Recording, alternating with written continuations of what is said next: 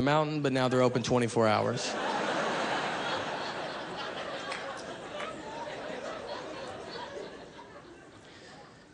I drink too, which doesn't, like, you know, that doesn't help me and that guy drink. We have pretty big problems, and it's just us two. It's, I don't know. I've had signs that I should quit drinking. One was, I did a show. It was 3 hours outside of Phoenix, Arizona.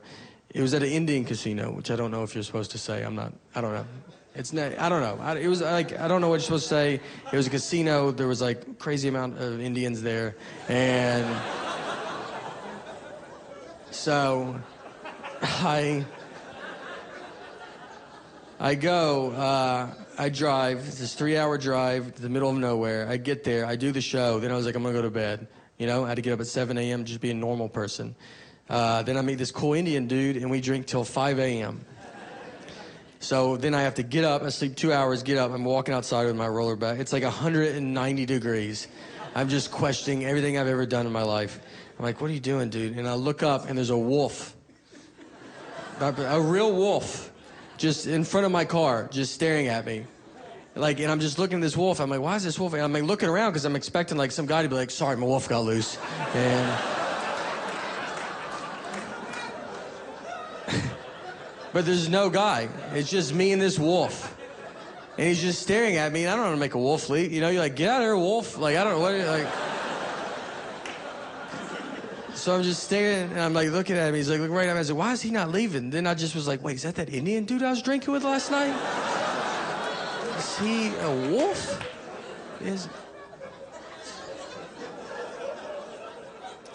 It wasn't him. The wolf left. The wolf did wander off, and then I got in my car, and I was driving back. And this happened. This doesn't seem real because it's back to back. But I'm driving, and then I get stopped because a helicopter lands in the middle of the road. There's no one around but me and then this helicopter, and it picks up a guy and then flies off. Like, I should have videoed it because it's the craziest thing I've ever seen. But I'm like hungover, so I'm acting like it happens every day. Like, I'm honking at the helicopter like, all right, out of all days, you couldn't have hovered a second and let me get under?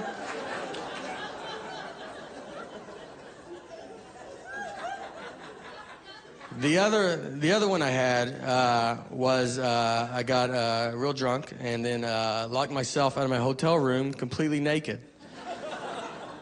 Yeah, I've done that in my 2-year-old daughter's lifetime. So if she hears this and she's like, oh, was that college? It's like, no, that's when you were the most dependent on me.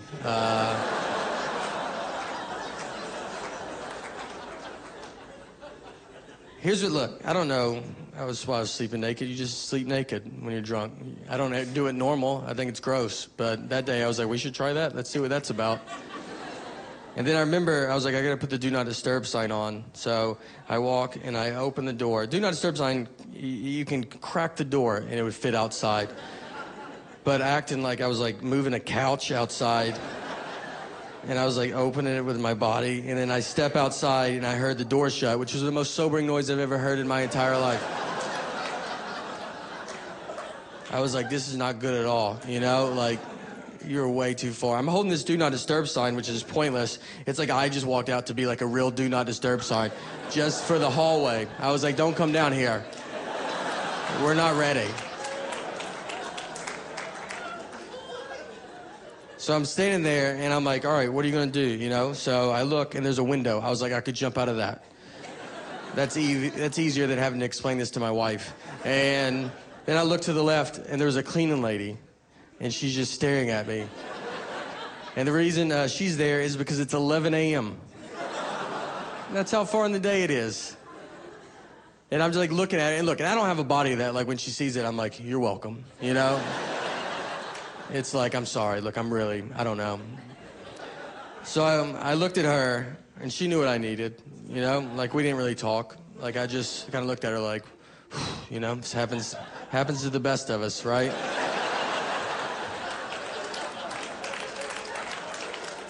And she looked at me like, it does not happen. She just let me back in my room. When I told my comic buddies, they tried to make me feel better. They're like, I wouldn't even worry about it. I bet she sees stuff like that all the time. And I was like, I bet I'm in her top 3. She might walk in on people naked, but no one ever charges at her naked and then needs her help, you know? Someone might run by her and laugh. No one goes up to her like, look, you're the most important person in my life right now. And I need you to be on board with all of this, all right? Don't ask questions.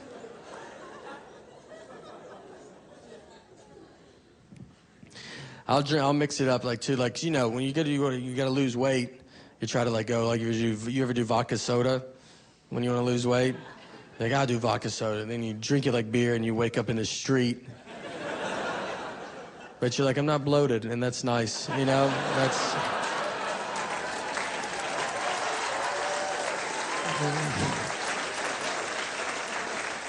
It feels so good, just a little, you're finding any little thing.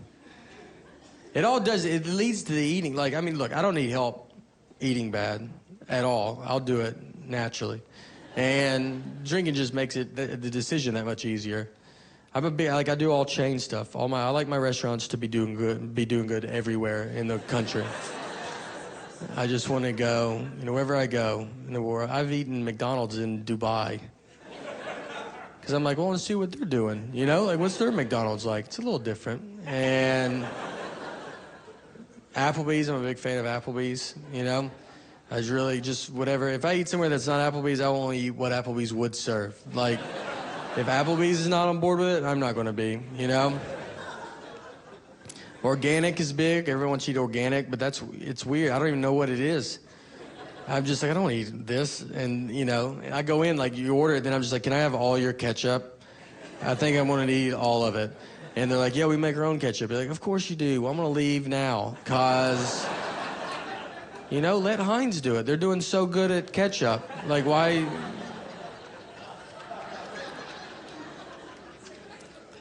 I eat at Walmart. You can eat there. It's fine. They're fine with it. And Walmart's great. They're always open. No one likes, you know, no one likes Walmart, but they're always open. That's why they're great.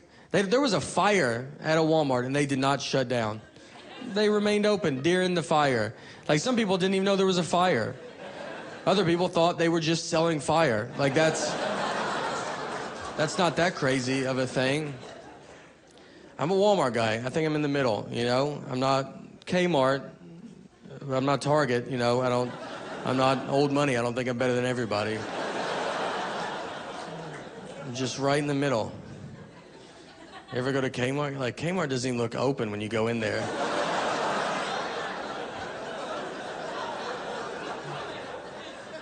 You just walk in, you're like, you guys about to close? Are you getting looted or something? They're like, no, we're open. Are you? Are you going to cut the lights on that side of the store? Maybe get some stuff, you know? Kmart looks like where you go buy stuff if you're about to open a new Kmart. If you needed shelves for your Kmart, you'd go in there and be like, this is good. I think we're going to do it right here. There was a lot of Kmart's here in New York. I lived here for 8 years, and I love New York. I love the driving. That's what it's like. See, I think we should all learn how to drive in Manhattan. And because it's great. Everybody honks at everybody, just screaming, yelling. That's how it should be. Growing up in the South, no one honks ever. People just sit at lights, and they're like, if you don't want to go, I totally understand. I'm probably not going to go when I get up there. So let's just wait it out, you know? Let's let traffic die down, and we'll get home tomorrow. I once had to take my car to get it fixed, and I go to, like, this mechanic. It looked like it was just, like, this dude's house. And I go inside, and there was a line. There was, like, people in there. So we're sitting there. They were taking forever. And we're all getting, you know, pretty upset about it. Finally, one of the fellow customers just starts yelling at all the employees. And I was like, this guy's great. Like, I loved it. Like, I would never do it, but I like when other people do it. So I was like, good for you. Just keep yelling at him. And he keeps yelling, and then a mechanic comes over and is like, you got to calm down. You can't yell at us like that. And the guy keeps yelling. I'm like, this guy's great. Like, he's getting stuff done, you know? Like, nothing can happen. I was wrong. because they fist fought him. They fist fought him, and then they just dragged him outside, and we just watched it. Like, we were like moved up, and we're like, that's crazy, right? And just like, I guess that's what goes on here. Like, that's an employee handbook. It's like, what are you gonna do if someone gets upset? Well, like, you to fight them in front of the other customers so they get it. And then drag them outside so people driving by get it as well. You know what our motto is? Our motto is, what'd you say? That's what I thought you said. Keep your mouth shut. Yeah.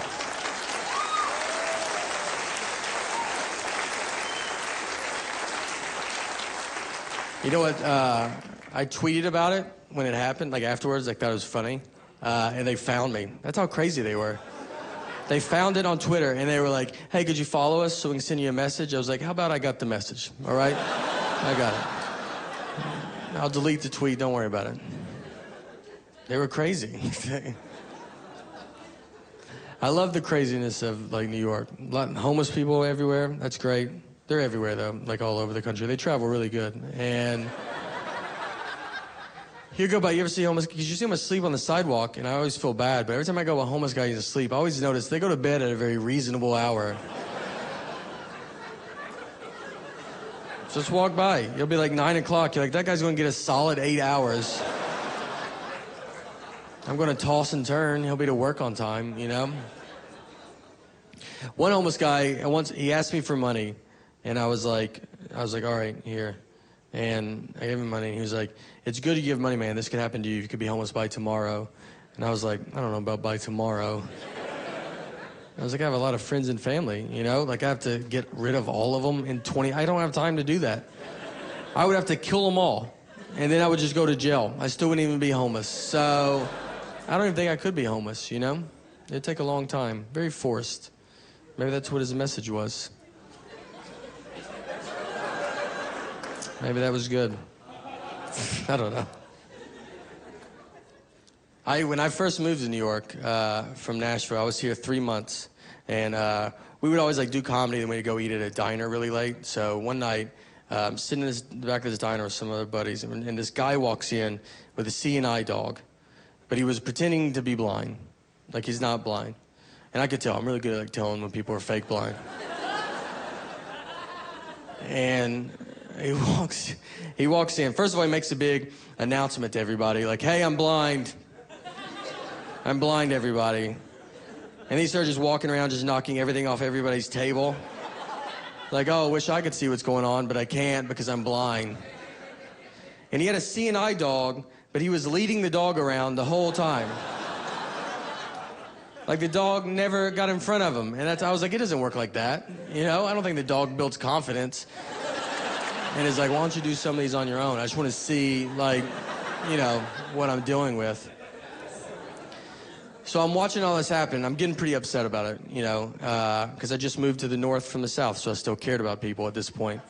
And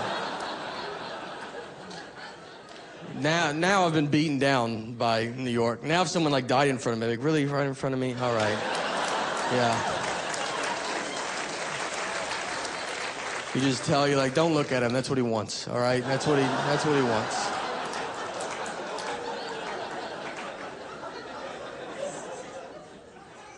So I'm like, all right, I gotta say something. So they said they kicked him outside. I get out there. In my Mayberry head, I think this is New York's biggest problem. So I walked over, and I was like, hey, what's wrong with you, man? Like, why would you pretend to be blind? You know, how would you feel if you really were blind? And he was like, how would you feel if you were blind? I was like, what does that have to do with anything? And then he sprayed me with Mace. And let me tell you, blind or not, he was crazy accurate. It wasn't like, oh, did I get him? It was both eyeballs directly. The bridge of my nose wasn't even wet. That's how good he was. And when you get sprayed with Mace, you can see for a second. And I look up, and I saw him, and he runs across the street. And he got hit by a cab. I promise. He ran right in front of a cab. And it's slanted. He was all right. It hit him, and he fell onto the sidewalk. But I remember, like, thinking, like, I saw that cab. Like, he definitely should have seen it.